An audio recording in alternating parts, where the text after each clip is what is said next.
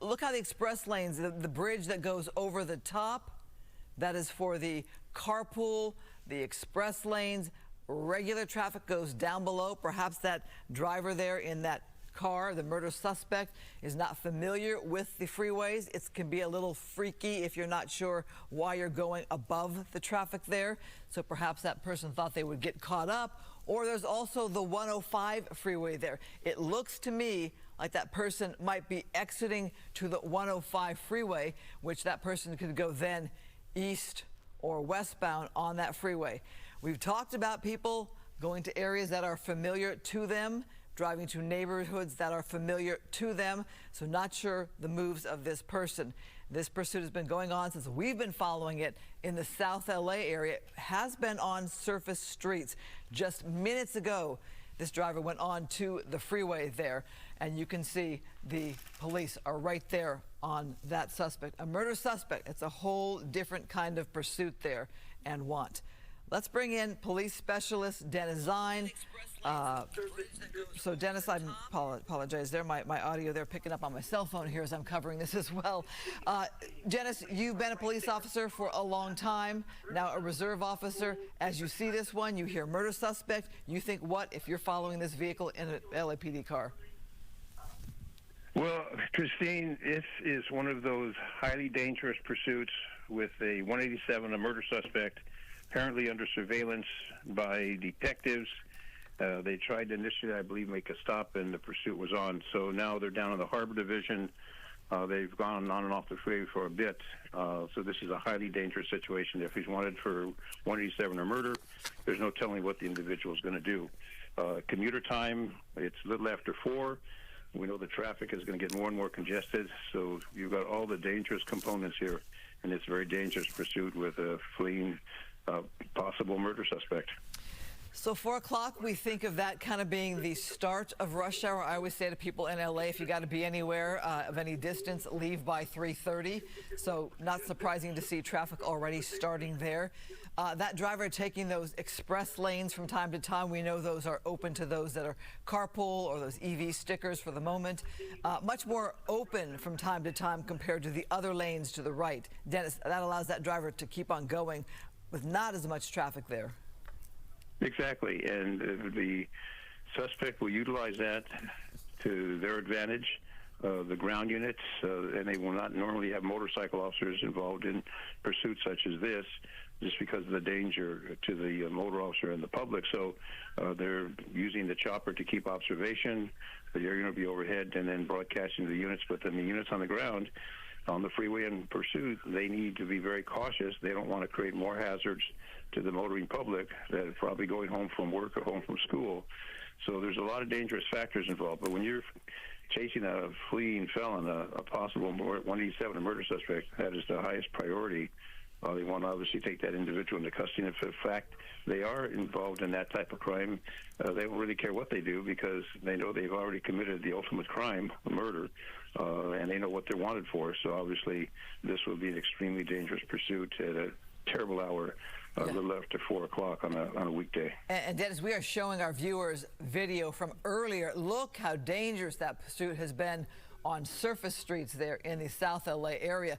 Look at the way that driver maneuvers around cars, pedestrians, a man in a wheelchair there in the crosswalk, and the speeds there when you can see it's a lot of heavy traffic there on those surface streets. So if you think this freeway pursuit is kind of wide open, problem-free, look at what happened here earlier on those surface streets, and you see this is a suspect who is really trying to get away from police.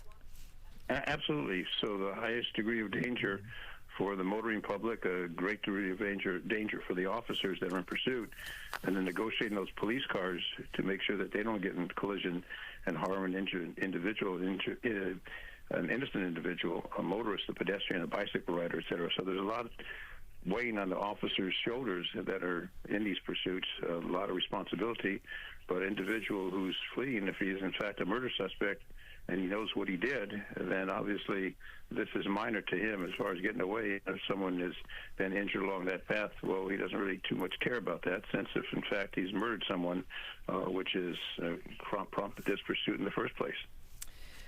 So talk about the insight you have, having been with the LAPD for many years. You had mentioned that detectives were on this one. So are you saying detectives were following leads and then the pursuit started?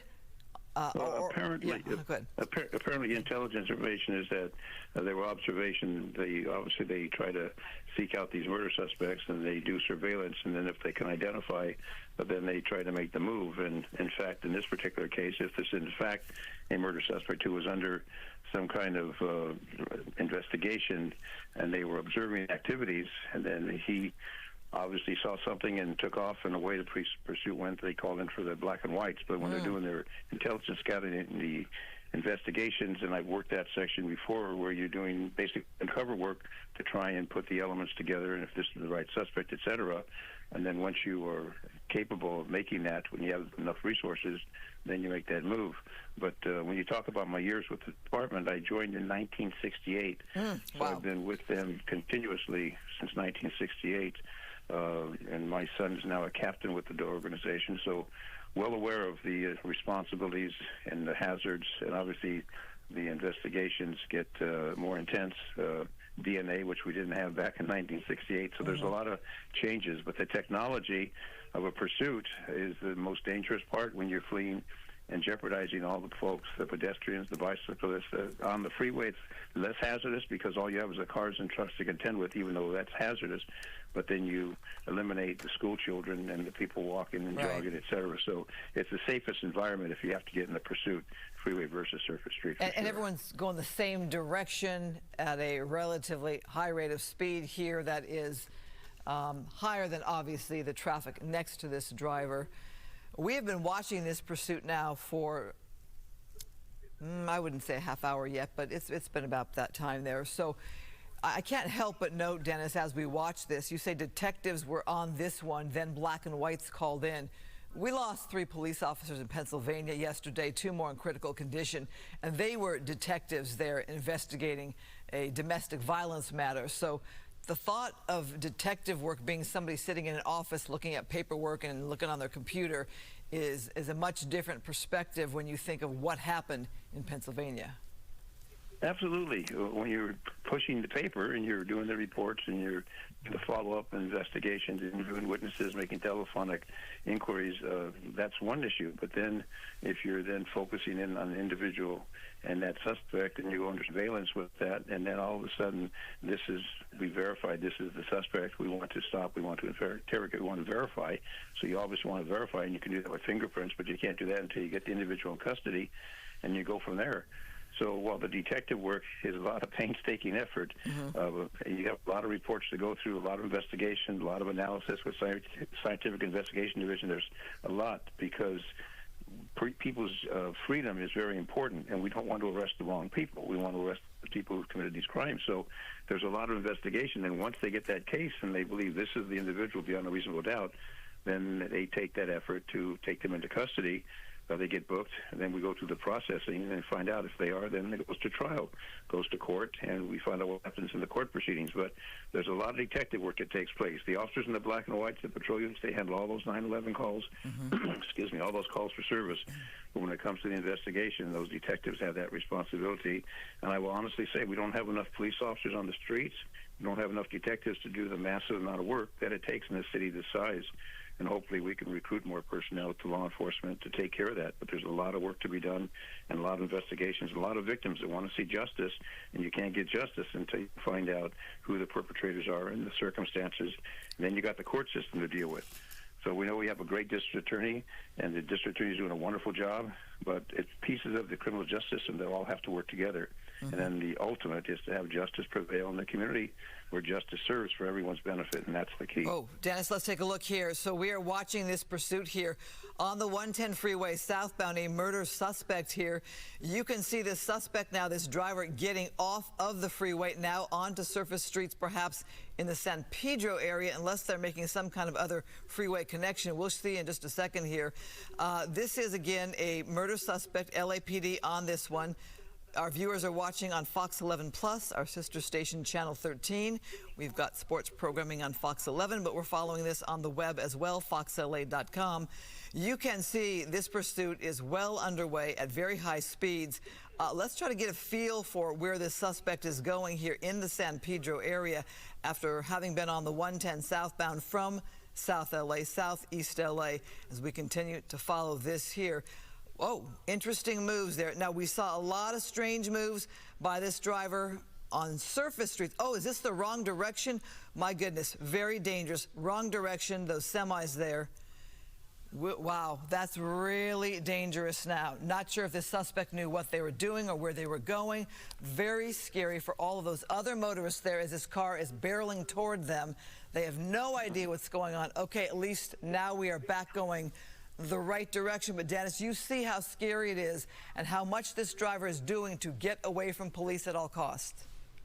Absolutely, and this is the most dangerous individual, and if this individual has committed the heinous crime of murder, then anything he or she can do, they will do to try and escape arrest, apprehension by the officers. And remember, these officers have to make sure that they don't get into a collision with an innocent motorist while they're chasing this individual, while the individual who's fleeing does whatever he or she wants to do, where the officers have to maintain control of their vehicles to make sure that an individual is not harmed by their actions. That's of critical concern. So they've got a lot of responsibility when they're in pursuit. In this particular case, as we see this driver, and commend those units, they're right behind him now, as we'll see this continuation pursuit. But those officers go through great training at the LAPD course up in Granada Hills, where they have the field where they do the pursuit training, and it's a very dangerous situation when you get in pursuit, not only for the officers but for the general public. And as far as the perpetrator, the suspect,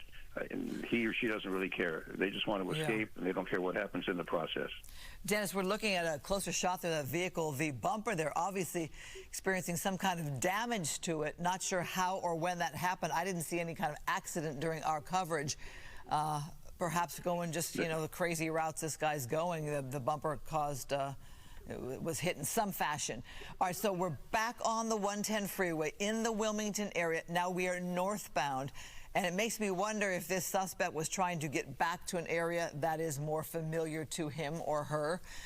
They had been going southbound for a long period of time out of the South LA, Southeast LA area, and now back the other direction, going back towards that same direction at those high rates of speed with that bumper damage. I'm not sure if maybe our assignment team had seen something happen where we saw bumper damage, or maybe I just am now noticing it. There we go. Wow, that's about to come off right there.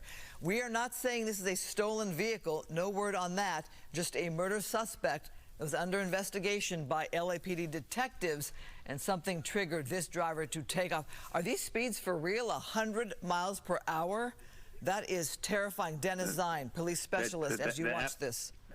Absolutely extremely dangerous for the suspect who's fleeing. You see the bumper's going to fall off in a few minutes. But as far as the speed, over 100 miles an hour, the air units, and I know Fox 11's over along with the police air unit, and they're going to keep track of this. Without that helicopter, it would really be difficult for these officers to continue a pursuit. And I know a lot of people say they're expensive, the helicopter operations, but they're critical in this type of situation. If you don't have that helicopter over scene, you're not going to be able to keep up with this individual. And again, you don't want to jeopardize the public, and that's why the air units are so critical when you have a situation like this. And thank goodness they were on the scene. And then Fox 11, and what the media does is they set the pace with the police chopper, so they all in coordination, all in communication, so they can be safe while they're covering this for the law enforcement officers as well as for the public, as we see on Fox 11 here on Fox 13. So what we have right now is the fleeing 187, the murder suspect in this car. Whether it's a stolen car or not, we haven't determined that as of this point. But we know the bumper's going to fly off any minute now just because of the velocity of that vehicle, and whatever tweaked that left part of the bumper, that's now come loose, and it's just hanging on probably by threads until that flies up. And then we don't want it to fly into a police car, because if that hits the windshield, then we could have some serious damage from that. But again, this driver doesn't care about anything except to escape, to get away, and the fleeing, and 100+ miles an hour, and they just don't care about the public safety at all. Well, Dennis, as I'm looking at that bumper, I'm Terrified for every driver that has to encounter that at a high rate of speed on the freeway. You see that laying in the road. That's very dangerous. I came across something like that myself the other day where cars come to a complete stop suddenly because you have this piece in the middle of the freeway. So not only do we worry about that for other motorists, but you're right, those police officers that are following behind. So as we watch this here, as we watch this driver fleeing police now in the Compton area at 110 freeway there, let's talk about what we saw earlier where the driver went the wrong way. Let's cue up that video right there. Look at that driver trying to get away from police in the San Pedro area. Right there, you're going to see wrong way. Oh my gosh, you see those semi-trucks there. Terrifying to think of a car speeding towards you the wrong direction. For every motorist there, uh-oh, can you imagine seeing that? What to do there? Luckily, nobody got hurt there. You can see the bumper has the damage already in that spot there. I'm just wondering about the police cars behind them. That shot was fairly tight. We didn't see their reaction as they also had to weave through. Okay, the truck. Oh, that truck hit the bumper there. Okay, watch here. Watch here. Did that truck try to bring that to a stop? There you go. That was that bumper damage right there. Okay. That's where it started. Good news. Look at the tires. Look at the tires. We understand the spike strip was put out and put out on the freeway. It's going to affect those tires in some fashion and perhaps bring that to a close. But Dennis, as we watch, okay, there you go. He's losing control, right, Dennis? Yep. Well, I don't know when they did the spike strip, but thank goodness they did it, and those spike strips are very, very effective. And it's not uncommon for them to drive on the flat tires onto the rims, so it doesn't mean they have to stop, but hopefully the individual will, and if there's a foot pursuit, then we've got sufficient units there along with the air units overhead. So I think this should come to end real quick as we see the car's not going to be continuing movement on that freeway. Well, you know what? All the traffic they have to contend with. Dennis, that driver was going, it seemed to me, on the shoulder of the freeway there. Perhaps that's how police were able to fling that spike strip out there and not affect other motorists there. All right, so the driver exiting the freeway at these speeds here. Look at that tire. It's going right there. But those speeds now are much, there you go. Okay, but you say, Dennis, they can go on those rims. Oh, yeah. Yeah, they will. Yeah, they will. But as far as the spike strip, the deployment of that is a critical deployment. The officers have to maintain their concealment so the individual doesn't run into them. So there's a lot. There goes the tires go on of the left. It seems like the left front tire seems to go on all these pursuits, and they go on the rim. We've seen that a couple of days ago. This individual will continue until they give up. But then sometimes they try to do a carjacking while they jump out and try to get into a car. So people, keep your doors locked, keep your windows up, turn on your air conditioner. Just don't ride with your window open, your arm hanging out the window, because that's why you can become another victim, and they throw you out of the car, take the car, and away they go. Right. These people have absolutely no conscience and no civility. It's just they want to get away, and they'll do anything and everything to get away. And if they've committed murder, the most heinous crime, then obviously nothing else really matters to them. Well, we know the that from speeds, history. These are the slowest we've seen these speeds in this pursuit. I don't know if it's the car or there's just traffic now as well on the streets here of Compton as we are coming up on 4:30. We call it, you know, the busy hour, commuter hour. You call it rush hour just about here in L.A. So the speeds could be that, or it could be the difficulty of driving the car, or the driver realizing, hey, this pursuit isn't going to go that much longer, being that I've been going 100 miles per hour. Now I'm at 23 miles per hour, and this driver could be thinking how they're going to ditch out. Dennis? Well, with that tire going off the left front, I don't know what the rest of them, but it's going to be hard to run on a rim. It's very difficult to get any speeds with that rim just gouging into the asphalt on the roadway, and that's exactly what's going to happen. So that will impede the movement, and we see we've got units right behind.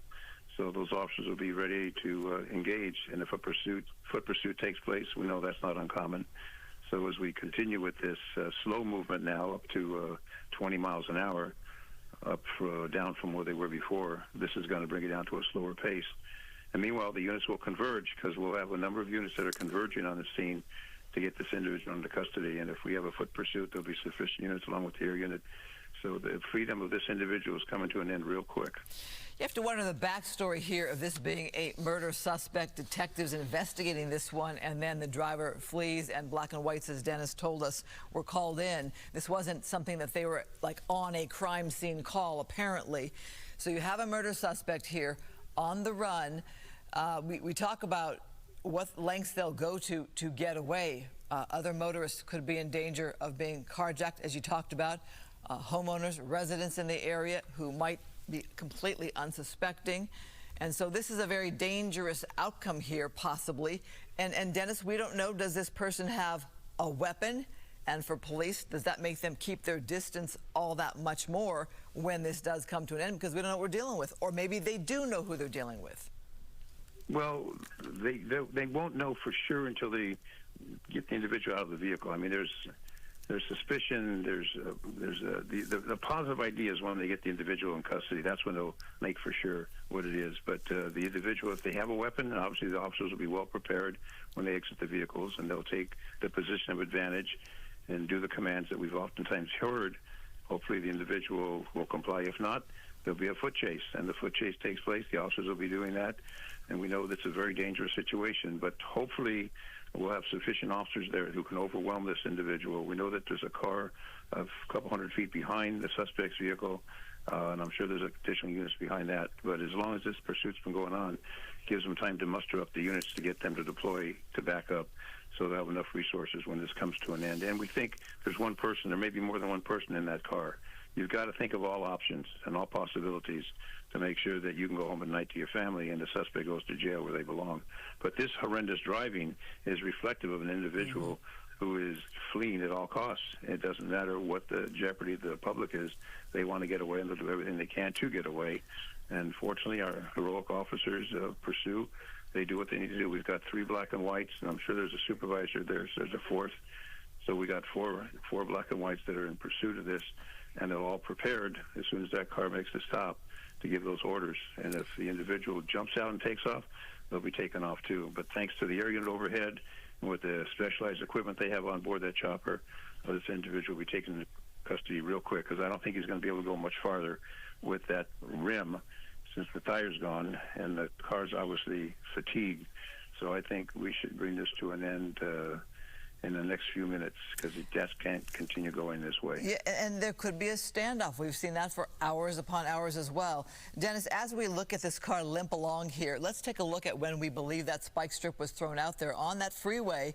This was the 110 northbound. Let's take a look at that video if we can have that into the queue here. As we're watching LAPD follow this car, 17 miles per hour. Okay, we're watching here. There you go. I saw it right there. Okay. See, Dennis, you see there, traffic was being held. Traffic is held. There's the spike strip right there. So police got ahead of this one, stopped all of that traffic. That driver kept going, bam, got him right there. You saw it fly to the right. Dennis, that was pretty smart thinking on their part.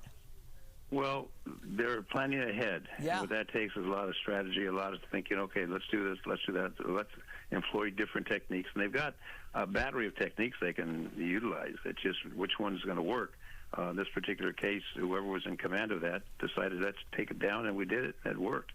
Yeah, so it did work. that's the kind of teamwork that it takes, because you've got the primary, secondary units that are in pursuit, and they're concentrating on that. So these are the backup units that come up, okay, let's try this. And they're communicating with each other. So they've got the communication same place, okay, we're going to do a spike strip at this location, stand by, and all of a sudden it's taken care of. And obviously we see, while the spike strip did work, the tire's gone, but they're still driving. And the spike strip doesn't reduce.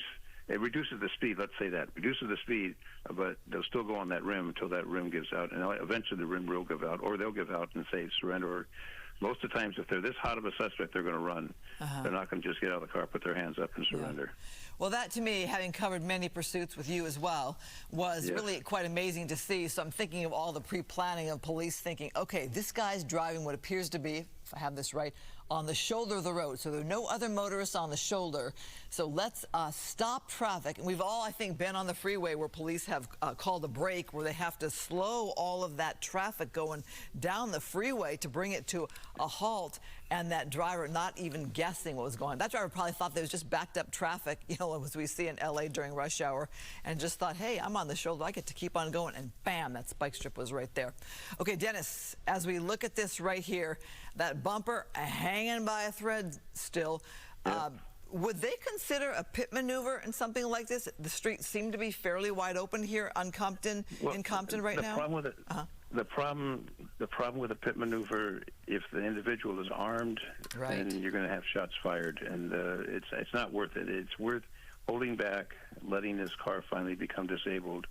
But to do a pit maneuver, you're putting yourself in such close jeopardy. And if the individual does have a weapon, or if there's additional people in that vehicle that are armed, it's not worth taking a chance of getting shot. So they're going to hold back. This is not a type that just because of the hazard. Pit maneuver would be nice, but with the possibility, since it's a 187, a murder suspect, you don't want to take the chance. It's not worth getting shot over. Did another tire come off? I saw something there as I glanced down for a second, glanced back up, and I saw something in the road. You see the speed because of the lack of tire. Wow. The speed is very, very slow now. Well, the thing is, it's just a matter. There we go. Yeah, it was a tire came off. Right tire came off. So now there's the car, instead of 2 tires, it's got instead of 4, it's got 2, and that means the back rim. I think it was a back tire that came off. So now you're going to have the left front and the right rear running on rims. Well, the thing is, which does nothing except ground into the pavement. Yeah, the thing is, Dennis, sometimes drivers can try to avoid that spike strip and kind of skirt around it.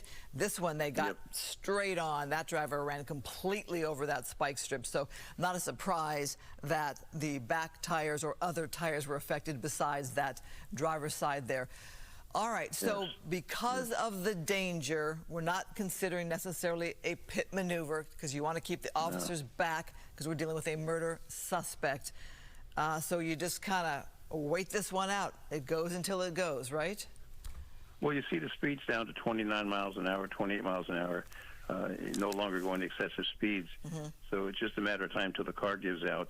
The rims will then, there'll be nothing left, and you're not going to be able to drive the car when you've got with the left front and the right rear, where it's just been ground down by the movement of the vehicle, and then the car's just going to stop.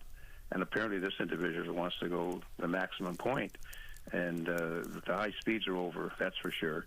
And if there's any kind of recklessness, it's not going to happen through the speed of the vehicle, because that's incapable of doing it now. And I'm surprised that the rims are holding up this well, because when it gets down to the rim, goes through the brake, there's nothing left. And as you see, his movement is extremely slow, 8, 10, 11, 12 miles an hour. So it's just a matter of coming to a slow ending. But this gives the officers a chance to take a breath, to say, okay, they're communicating with each other, they're communicating on the frequency, what they're going to do to take this individual into custody.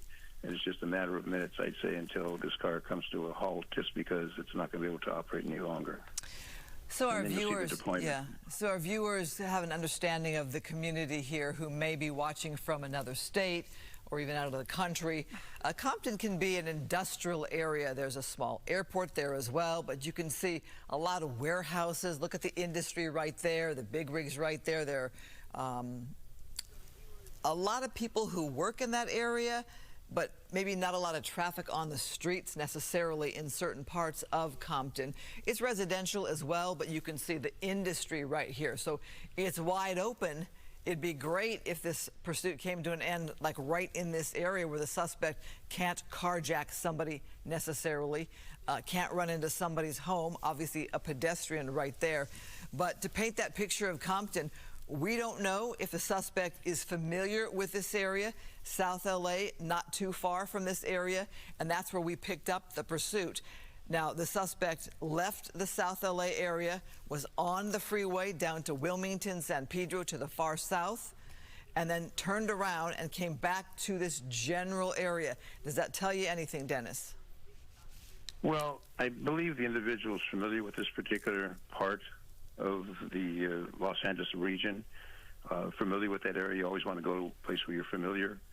So I think there's a familiarity with this particular part of the county of Los Angeles, and there's 88 cities in the county of LA, and it just happens that they're comfortable in this community. But I think going for the public safety, at least right now, you've got light traffic, you've got very few pedestrians, if any. So this is an ideal situation. The speed of 25, 30 miles per hour is reasonable. And it's just a matter until those rims run dry, and then this comes to a stop, and then there's either going to exit the car and surrender, or there's going to be the deployment of personnel, and sometimes it even involves SWAT, where they call SWAT out. Now, they're not going to run up to that car, open the door, and say, come out. So if this individual doesn't want to comply, they'll have additional resources deployed to make sure it's done properly and safely for everyone. Again, these officers have families. They want to go home at night safe, and we owe them that opportunity to go home safe at night and put the individuals who committed the law violations in custody and in jail. So really, it's going to be how this driver behaves or performs when this car comes to a stop. Do they surrender? Do they toss those keys out of the car or come out with their hands up?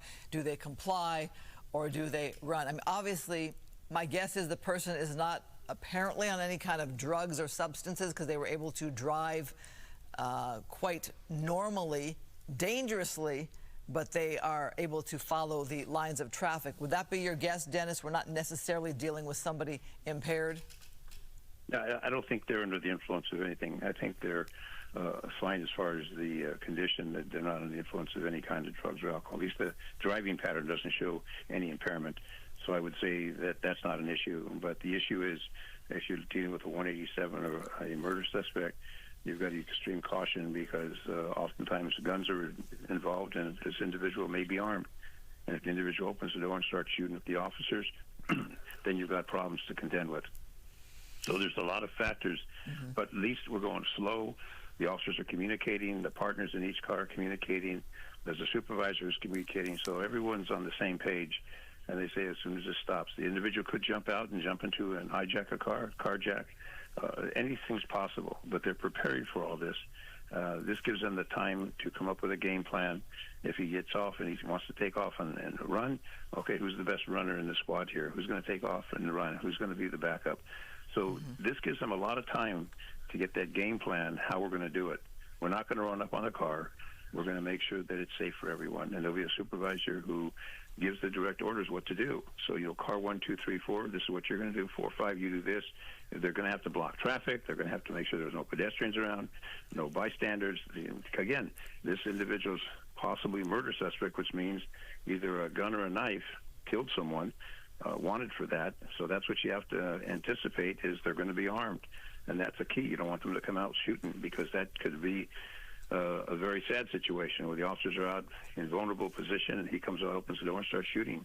So all those facts have to be considered, and there's a supervisor who's in control of this and communicating, I'm sure, with the watch commander. And the watch commander's watching this on the TV, and the watch commanders obviously all have these widescreen TVs watching these. So there's a lot of communication going on right now, and they're developing a game plan how they're going to take this individual into custody in a safe manner and book him properly as they need to do, and follow the law as prescribed, as they're sworn to protect and serve and abide by the law. And that's what they're going to do. Well, Dennis, Main Street runs north-south. We're heading northbound towards the 105 freeway in the Compton area. You can see it is much more residential. You can see there's much more traffic there on the streets, even people standing out in the neighborhood. They have no idea what kind of pursuit this is. It's not necessarily a joyride. It's not a stolen car. It's a murder suspect that detectives were investigating. Dennis, that was your information. So this driver, not willing to give up at all. Would it behoove the driver to try to get on any freeway now coming close to the 105? Well, you see, the freeway is going to be highly congested now. The freeway, I think, would be a bad move, because all you're going to find is a gridlock situation. This is the commuter hour. Between 4:30 and 6 o'clock, you're going to find a lot of people leaving work. This particular area seems to be conducive for the individual's pleasure to drive, and at the same time, you're not putting in danger a lot of people, because you don't have any schools in that immediate vicinity. You don't have young children. All those hazards that people don't even think about, that the officers have to consider when they're going to make the stop and take this individual into custody. You want to protect the general public. That's the number one priority, and take this individual in custody. You want to go home safely with your partner, and you want to put this individual where they belong, behind bars, in the Gray Bar Hotel known as the jail. So it's a pretty simple policy that they follow. Do it in a safe manner, make sure no one gets hurt, and you do the lawful arrest in a lawful manner, and you put the handcuffs and put him in the car, and he goes to jail. If he needs medical treatment, they get an MT at the hospital by the doctor. So it's all really cut down in layers of how you're supposed to handle it. Once this comes to a stop, then that'll all kick in, and there'll be a supervisor at the scene to make sure that everything's done properly, that officers' tempers are controlled, that they don't do anything they're not supposed to do. And again, remember, they're all wearing body cams, so this is all being photographed as it's continuing. The watch commander's seeing it in the office. All different divisions are watching it on the broadcast. They're listening to the radio broadcast. So it's all done in a systematic manner. They're trained to do this. They're experienced. Again, we have more than sufficient officers to take this individual, no matter what type of murder they committed, if in fact it's the 187 suspect they're looking for, in a safe manner. And this individual ultimately will get booked, and this will just be additional charges in addition to whatever the warrant's for. This will be additional charges that will be lodged against this individual when it goes to court before the judge when they get arraigned. Well, we are watching this driver, I almost say, limp along, given that we've seen this driver go at speeds of 100 miles per hour, just flying down the freeway and doing a lot of evasive moves on surface streets, despite red lights, despite other cars going in wrong directions as well.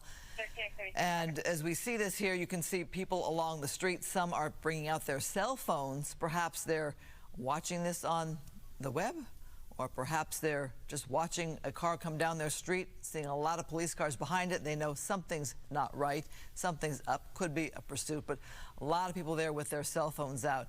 That driver there making moves to get around traffic. Dennis, you mentioned, quote, the Gray Bar Hotel, which is jail. Oh, look at those people in the street trying to get video. That's dangerous. Well, remember, there's a parade of black and whites with the sirens. Yeah. All the sirens are blaring, too, so it's waking up the neighborhood, that's for sure.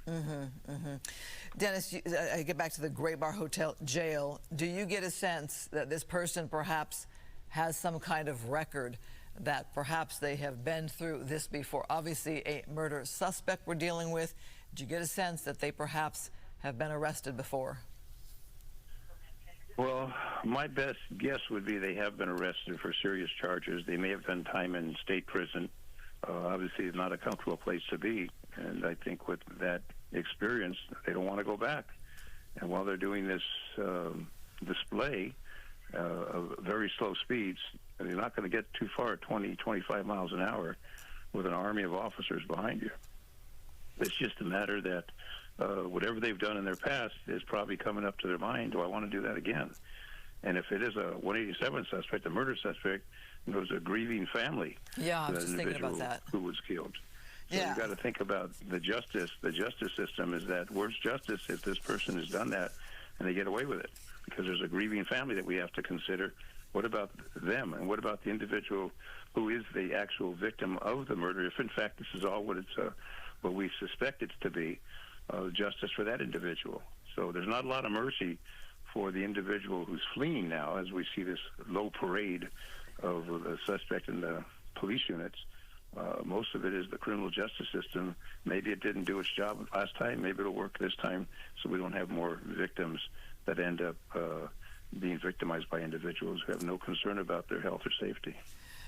Well, as we're watching this here, I too started to think about that there is a victim here. If you've got a murder suspect, then there is a victim.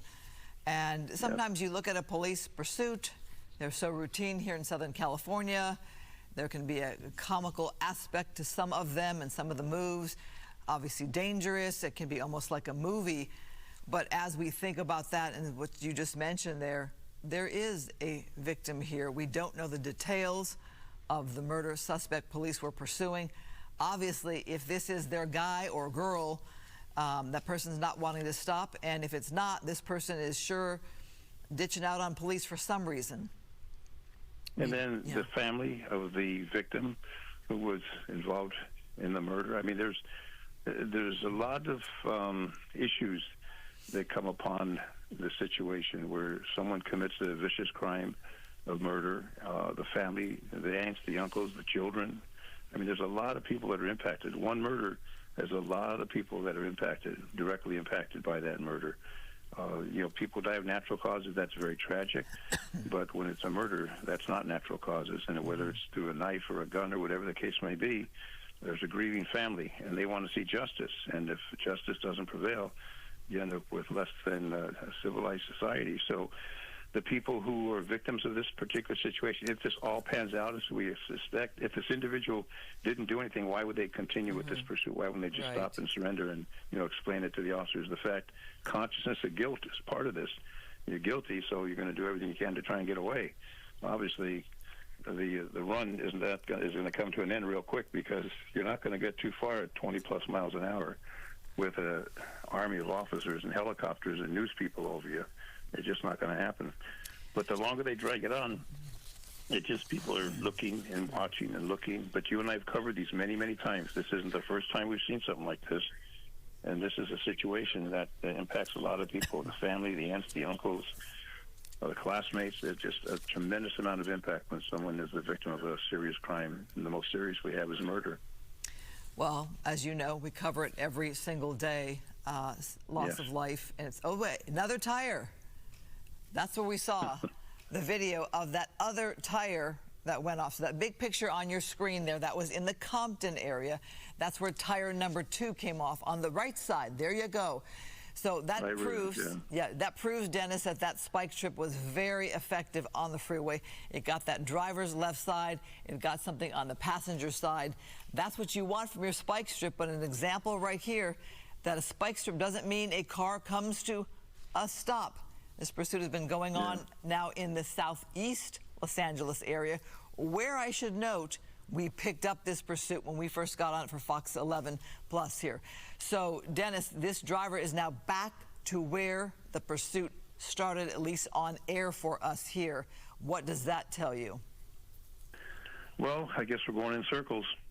That's what it says. We're just going around. Familiar with this area of some degree. Feels comfortable in this area, and we'll drive that car as we see now until it just completes driving, when the engine either shuts down, Dennis, or you're stuck with the rims. I'm going to jump in here as we look at the video of how dangerous this pursuit was on the surface streets in South Los Angeles earlier this afternoon. Look at the moves of this driver. Look at the person in the wheelchair there in the crosswalk. That driver, you can see the window appears to be down there. Again, we're looking here at a murder suspect pursuit. LAPD detectives were on this one. Look at the driver goes through the gas station where you have pedestrians, through the traffic there. We saw that driver run several red lights, making very dangerous moves to get away. And that, Dennis, sends a clear message to police that they're dealing with somebody who's not willing to comply, not willing to give up, and going to take very dangerous moves to get away. Absolutely. Whatever they believe will get them out of the situation, they will do.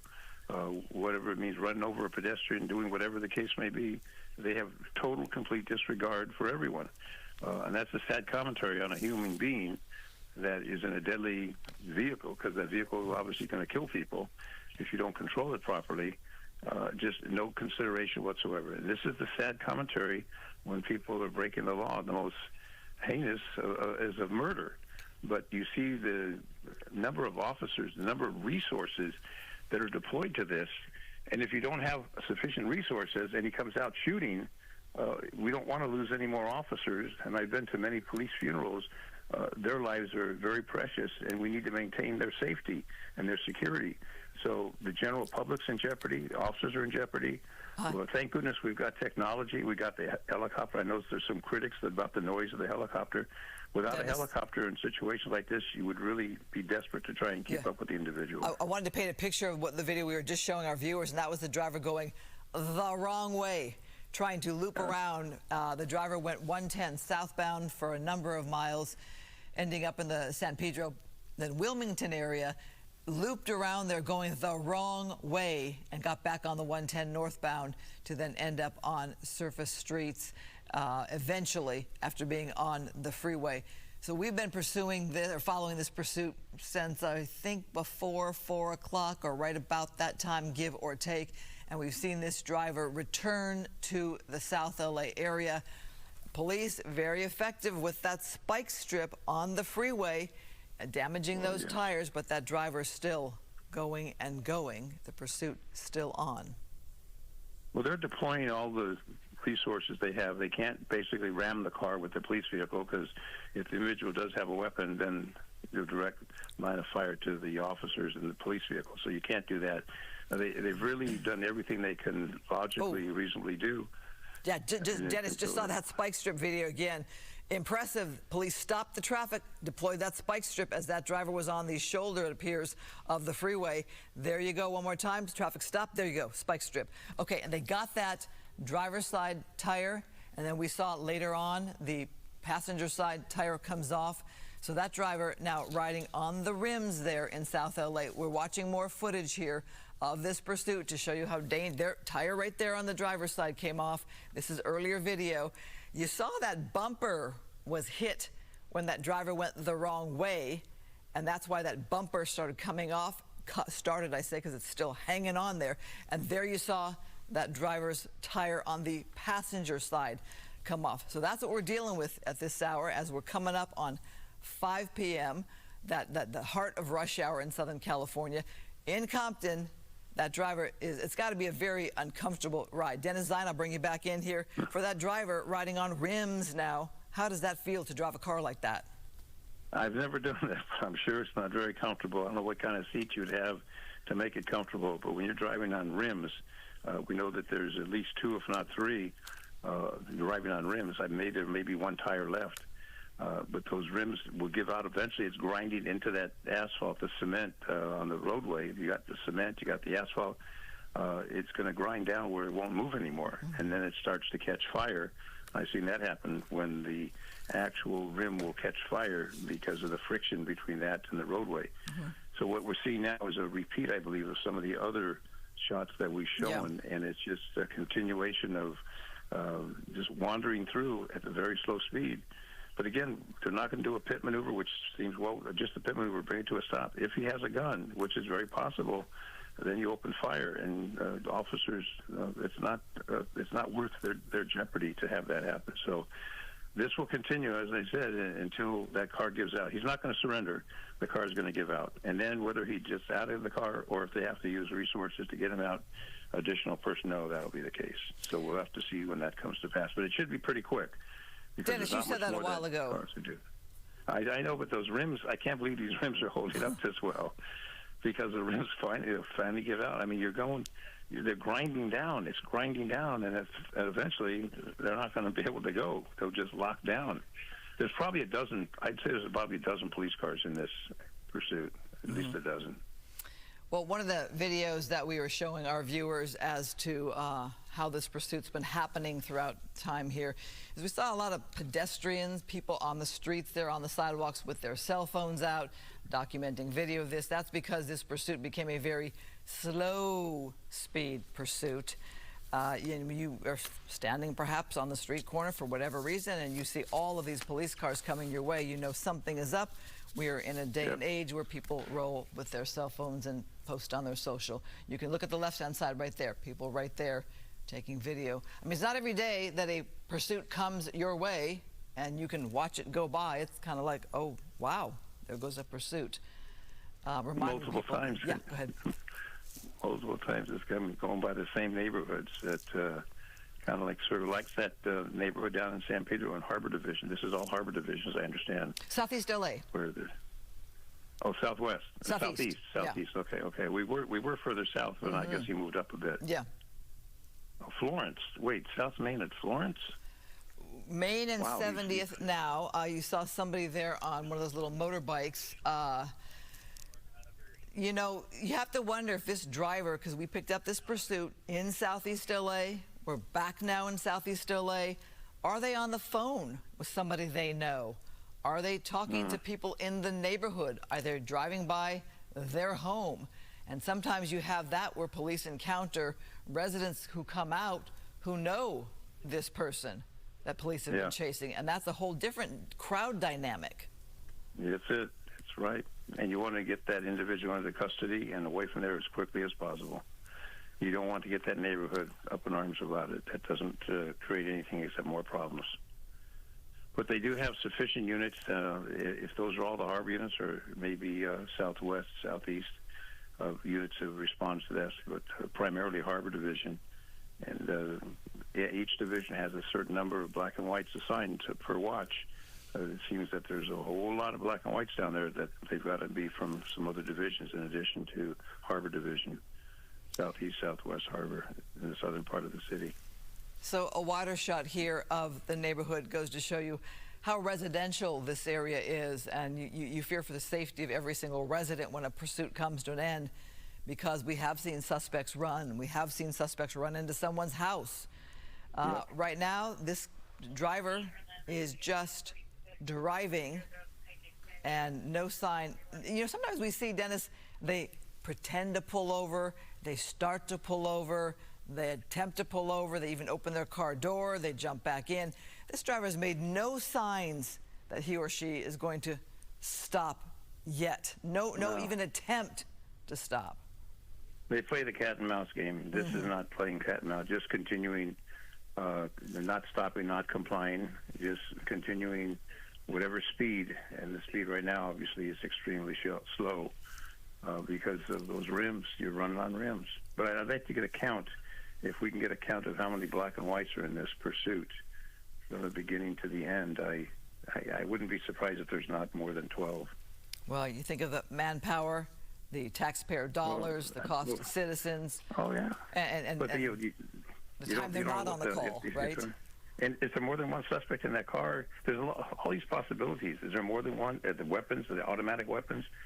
You know, you've got to have more than two. Normally it's the primary and the secondary, and then a supervisor. But in this case, we have basically a whole watch. But they may be from adjoining divisions. They may not all be from one division. They may be from different divisions in South Bureau. And CHP hasn't been on this one at all? It's been LAPD the whole time on the freeway? I haven't seen CHP engaged at all. Is that because of the nature of the want? Murder suspect? No, just necessarily LAPD started it, and LAPD had enough resources. The CHP will do it from time to time. I think they're black and whites. I think they've lost a few along the way. They may have been, they've been ordered to just continue because I think there were 12 at one time. They're down to like 6 or 7 now. They don't want it to be a parade. It's not to be a parade. It's to be very serious to take him into custody. But you know, this individual obviously not complying. Obviously doesn't care. Obviously, if they've been through the criminal justice system, been to jail, they don't care. You know, it's like you have a spoiled child that just doesn't want to do the homework and doesn't want to go to bed. It's just like, okay, what are you gonna do to me? What are you gonna do to me? That's exactly what this individual is acting like. Doesn't care.